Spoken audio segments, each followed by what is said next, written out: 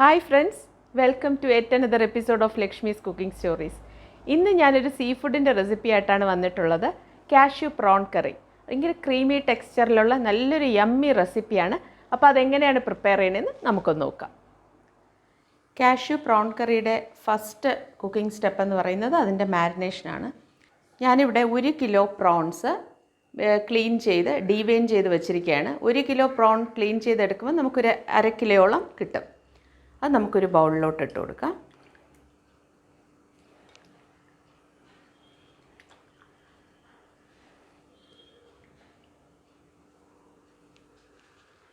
അതിലേക്ക് ആദ്യം പകുതി നാരങ്ങയുടെ നീര് അത് ചേർത്ത് കൊടുക്കാം.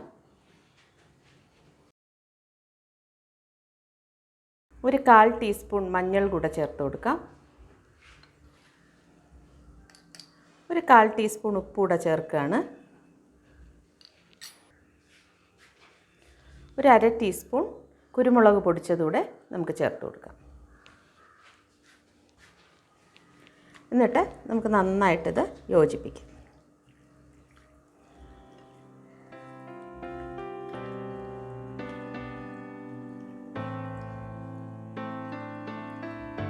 ഈ മാരിനേഷൻ സെറ്റാവാനായിട്ട് മാറ്റി വെച്ചിരിക്കുക. ഒരു 1/2 മണിക്കൂർ ഇരുന്ന് മാരിനേഷൻ സെറ്റാവണം.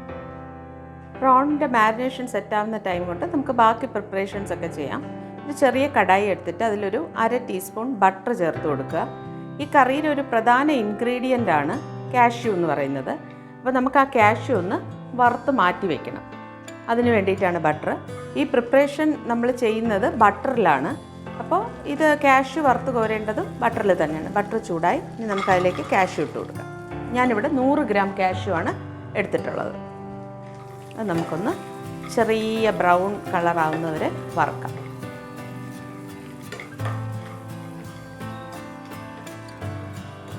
ഒരു സ്ലൈറ്റ് ബ്രൗൺ കളറായിട്ടുണ്ട്. നമുക്കിനി ഫ്ലെയിം ഓഫ് ചെയ്ത് ഇത് മാറ്റി വെച്ചിരിക്കാം.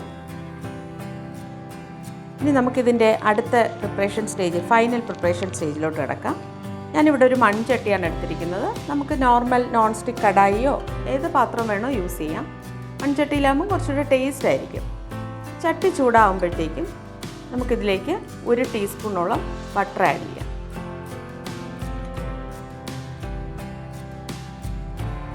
ഞാനിപ്പോൾ 2 ടീസ്പൂണോളം ബട്ടർ ആഡ് ചെയ്തിട്ടുണ്ട്. ചട്ടി ആയത് കാരണം ചിലപ്പോൾ അടി പിടിക്കാനുള്ള ചാൻസ് ഉണ്ട്. അതുകൊണ്ടാണ് ഒരു പ്രിക്കോഷൻ എന്ന രീതിയിലാണ് 1 ടീസ്പൂൺ കൂടെ ആഡ് ചെയ്തത്.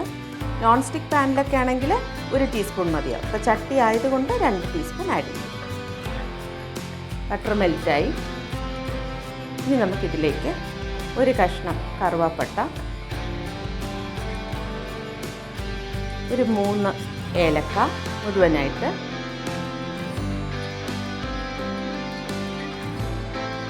ഒരു 3-4 ഗ്രാമ്പൂ അത് മുഴുവനായിട്ട് അതിട്ട് കൊടുക്കുക.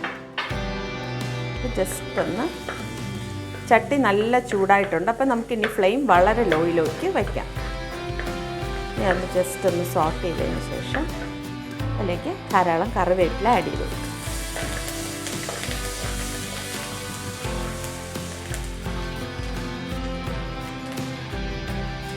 ഇനി നമുക്കിതിലേക്ക് 1 ടീസ്പൂൺ വെളുത്തുള്ളി, 1/2 ടീസ്പൂൺ ഇഞ്ചി ഇത്രയും കൂടെ ആഡ് ചെയ്യാം.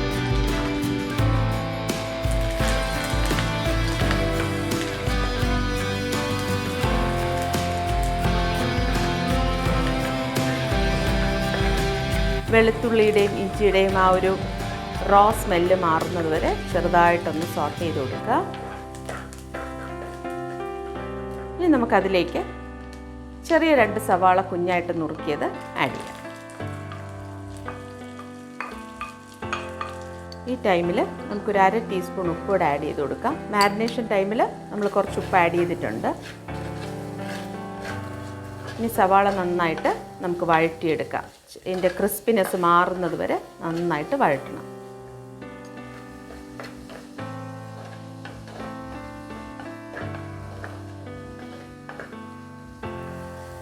സവാള നന്നായി വഴറ്റി വന്നു. ഈ ടൈമിൽ ഒരു ടൊമാറ്റോ കുഞ്ഞായിട്ട് നുറുക്കിയത് ആഡ് ചെയ്യും. അതും നന്നായിട്ട് വഴറ്റിയെടുക്കാം.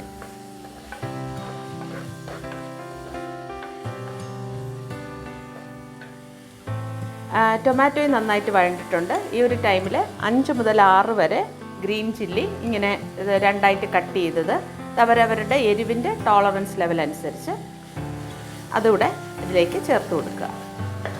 അതും ചെറുതായിട്ടൊന്ന് സോട്ട് ചെയ്യാം.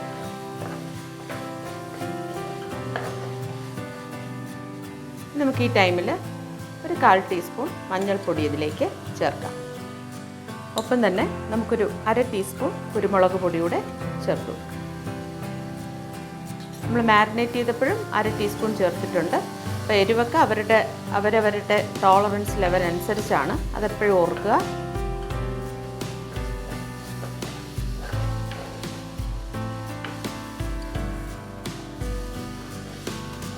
ഇനി നമുക്കിതിലേക്ക് ഒരു 3 ടേബിൾ സ്പൂൺ വെള്ളം ഒഴിച്ചു കൊടുക്കാം.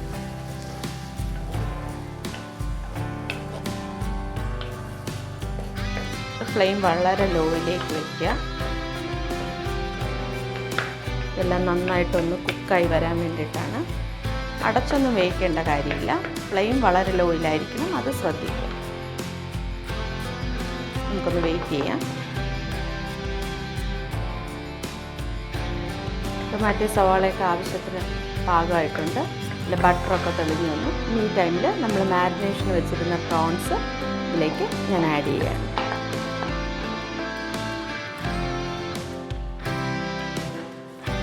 പ്രോൺസ് ഒന്ന് ഇളക്കി കൊടുക്കാം.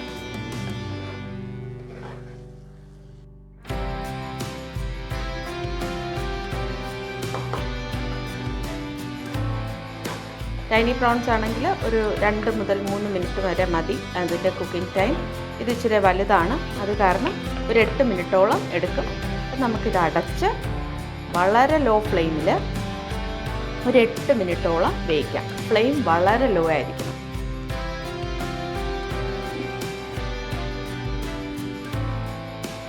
ഏതാണ്ട് 8 മിനിറ്റോളായിട്ടുണ്ട്. നമുക്ക് കറി എന്തായി നോക്കാം. പ്രോൺസിലെ വെള്ളമൊക്കെ ഇറങ്ങി കറി പാകത്തിന് വെന്ത് വന്നിട്ടുണ്ട്. ഇനി നമുക്കിതിലേക്ക് വറുത്ത് വെച്ചിരിക്കുന്ന കാഷ്യൂ ആഡ് ചെയ്യാം.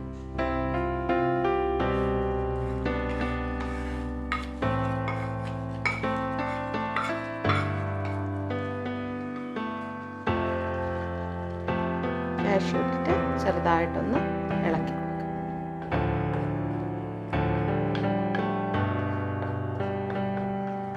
ഇനി കാഷ്യൂ ഈ കറിയിൽ കിടന്ന് ഒരു 2 മിനിറ്റോളം തിളയ്ക്കാനായിട്ട് വയ്ക്കാം. അത് കഴിഞ്ഞ് നമുക്ക് തേങ്ങാപ്പാലൂടെ ആഡ് ചെയ്ത് കഴിയുമ്പം കറി റെഡിയാവും.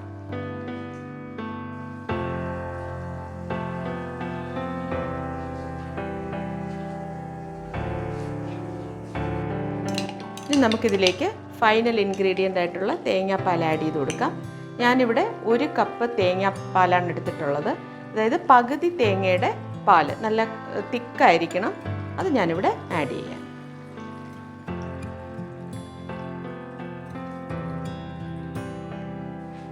നമുക്ക് ഫ്ലെയിം ഒന്ന് ചെറുതായിട്ട് കൂട്ടി കൊടുക്കാം. ഒത്തിരി തിളയ്ക്കണ്ട. ഇനി തേങ്ങാപ്പാലൊന്ന് ചെറുതായിട്ട് ചൂടായാൽ മതി. നമുക്ക് ഈ ടൈമിൽ ഉപ്പൊന്ന് നോക്കാം.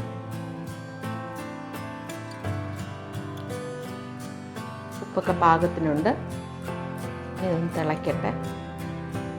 നമുക്ക് വേണമെങ്കിൽ ലാസ്റ്റ് കുറച്ച് കറിവേപ്പില കൂടെ ആഡ് ചെയ്ത് കൊടുക്കാം.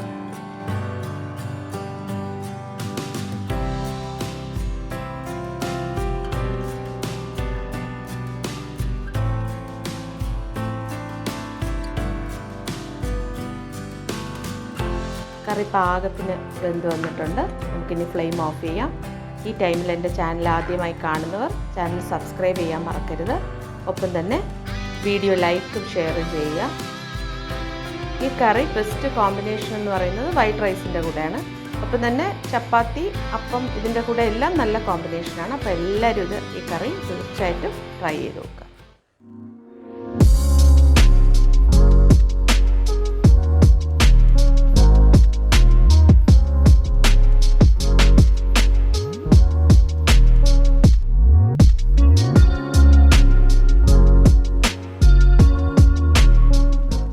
ഞാൻ ഉണ്ടാക്കിയ കാഷ്യൂ പ്രോൺ കറിയുടെ റെസിപ്പി എല്ലാവർക്കും ഇഷ്ടമായി എന്ന് കരുതുന്നു.